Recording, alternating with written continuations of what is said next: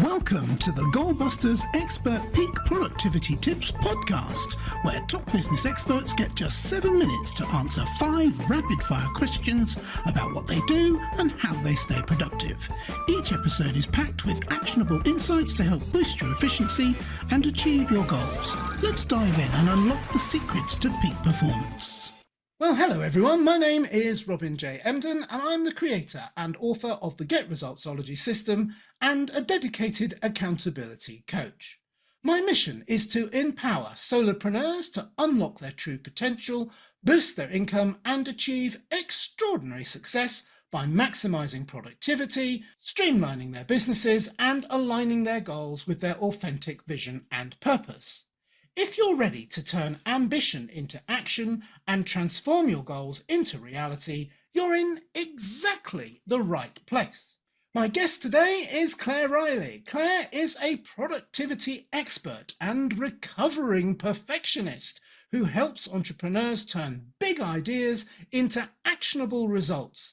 Known for her love of color-coded plans and simplified systems, she works with women and non-binary business owners to overcome perfectionism, get organized, and bring their visions to life. The ultimate business BFF, Claire combines strategy, coaching, and cheerleading to help her clients achieve structure, success, and balance, all with a touch of fun. Welcome, Claire. Thank you so much. What a gorgeous introduction. Appreciate being here. You're very welcome. And where is here exactly? I'm in a beautiful Sunshine Coast in Queensland, Australia. That's a little Wow. earlier in the next day than where you are, obviously, and probably a bit warmer. Yeah, it's summer for you. It's actually freezing outside where I am tonight. Yeah. I mean, I've actually sat here with my suit top on and my blanket. It's so cold. But anyway, yeah, perfect. So I am quite envious. But then you can be envious of me in my summer. Okay, then. So we crack on with the questions. Excellent. All right. So what I shall do is I will start the clock.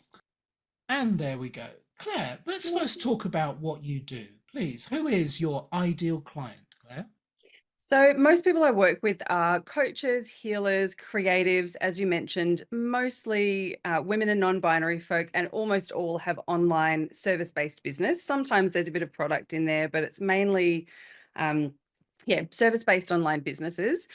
Ideally, I've been thinking about this since you mentioned the question in the first place, like, who is my ideal client? And I really love working with people who have an element of self-awareness and are coachable and do the homework. So often, we spend time and we make plans and we work out what the priorities are and strategies and tactics, and then they actually go away and do them. And next time we have a chat, they've done the work and they see the progress and they see, oh, I did it and it worked. So that's ideal to me. Someone who actually, takes on that self-awareness that they need a bit of help or they need a bit of structure or whatever it is. And then they actually do the thing that we've decided to do. Absolutely gold to me. Yeah, brilliant. Yeah, coachable. Absolutely gold, platinum, gold, I would say. So what exactly is the problem or problems that you solve? Look, there's a couple, I suppose. On one hand, it's inertia, where people get so stuck that they can't move forward, or they're not sure what the next step is, or they've been moving forward for so long, but kind of on that hamster wheel and just spinning the wheels and not actually kind of getting anywhere, which either has come from or led to overwhelm, because then you've got like 5 million things. And, a lot of the time people I work with have been in business for a little while and they've tried every solution. Every time someone said, all you need to do is these magic 108 steps and you'll be rich overnight, sort of thing. So they've tried that. They've tried the Instagram strategy. They've tried the Pinterest. They've tried the TikTok. They've tried the network marketing, like whatever it is. They've tried everything, but nothing's really working. So then they're overwhelmed. They feel like they're a failure. That whole like, no one likes me, I think I'll go and eat worms kind of vibe. So that's often a big problem, especially when people have had a bit of success in their business, but there's no structure, and it's kind of like heaps of spaghetti has been flung at the wall, which I'm a massive fan of. But at some point we need to get really specific with which spaghetti we're throwing at the wall, and maybe pick your favorite. Is it penne or is it fettuccine? And throw some specific spaghetti at the wall. Okay, right. We So, got we yeah, got I think we that's got probably the very biggest one. Italian there at the end. Brilliant. Okay, so thank you. So, all right. So moving swiftly on because time is pressing. So, what is one valuable free action that the audience can implement that will help them solve some of the problems that you've mentioned? Sure. I think my number one thing, which I know helps me and I know feels really yucky to a lot of people, but it kind of comes down to finding something that works, and that is having some routine and ritual in your life. Like, I'm all about creativity and flow and following the vibe and going with your heart and all of that sort of thing. But at some point, there needs to be just a little bit of structure. I always talk about freedom in structure and the immense freedom that you get when there are some safety nets in place, whether that is having a list of business as usual things that happen every day or every week or every month or whatever, or having someone who's doing those things for you, or having a morning routine or an end of work and beginning of work routine, those sorts of things, I think make such a big difference because you're rolling out of bed, and even on the mornings when you don't feel like doing anything, you've kind of still got that baseline of safety and stability that you know is continuously moving you towards your goal. So that'd be my thing. That's a great thing. It's solid advice. Absolutely solid. Completely agree with you. So now we know a little bit more about what you do. Let's talk about goal busting, our podcast, meaning how do you make best use of your own productive time, Claire, time to in order to achieve your own business goals. So, can you share any tips or advice for someone looking to improve their productivity habits? Mm, I mean, you've already yes. mentioned one, but I'm greedy. Give me another one. Sure. Look, years ago, I heard someone say, and I can't remember who it was, and I wish I could so I could attribute it to them, but they always said, aim for average. Like, let's not shoot for the frigging stars every single time we open our calendars, our day, our launch plan, our any sort of plan. We go for like, let's do more, more, more, more, push, push, push, all of that sort of thing. Let's just aim for average, because if you aim for average and you get it, then that is the habit building, routine and ritual stuff that eventually, gets you there. And also that doing less, like I used to really feel like if I have less than three things on my to-do list, what am I doing? I might as well just go and get a job. Like I've obviously got nothing to do, that sort of thing. But the more that I learn, that the more I put on my to-do list, the less I do because it's overwhelming, frustrating, too hard. I get procrastinating, all that sort of thing.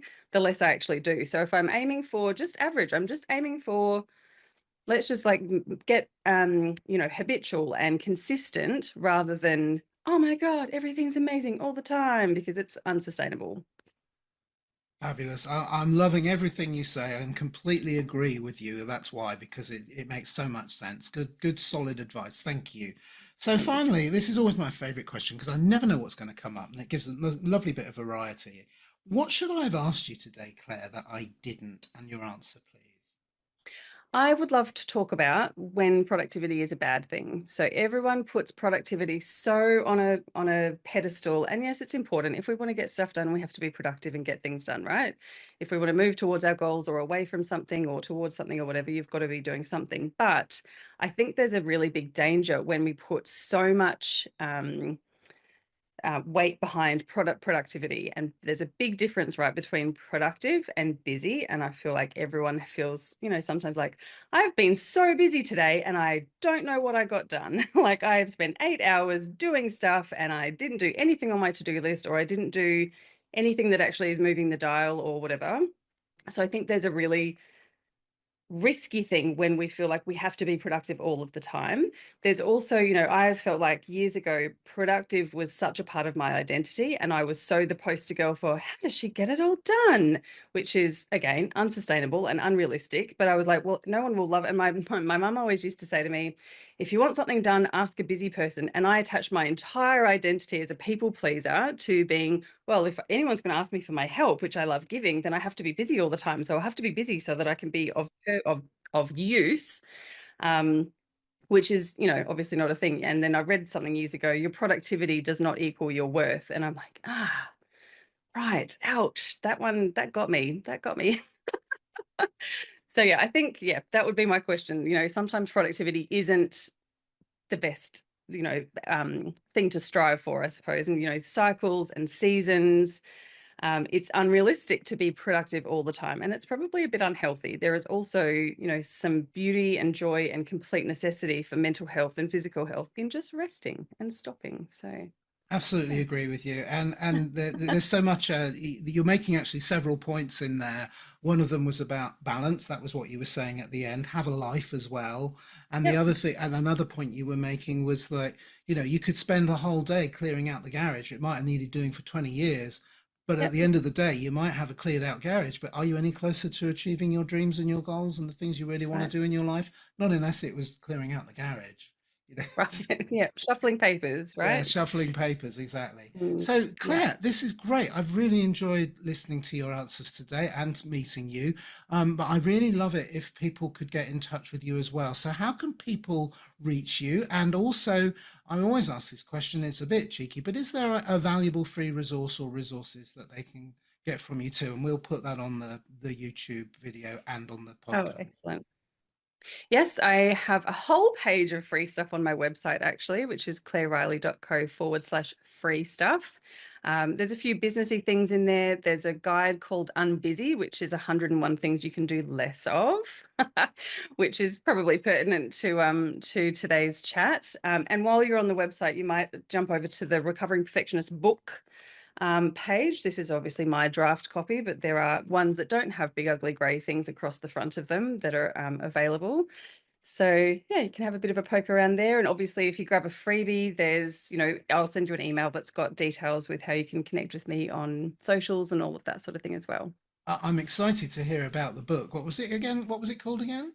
It's called The Recovering Perfectionist. So same as my podcast, I've got a Facebook group by the same title.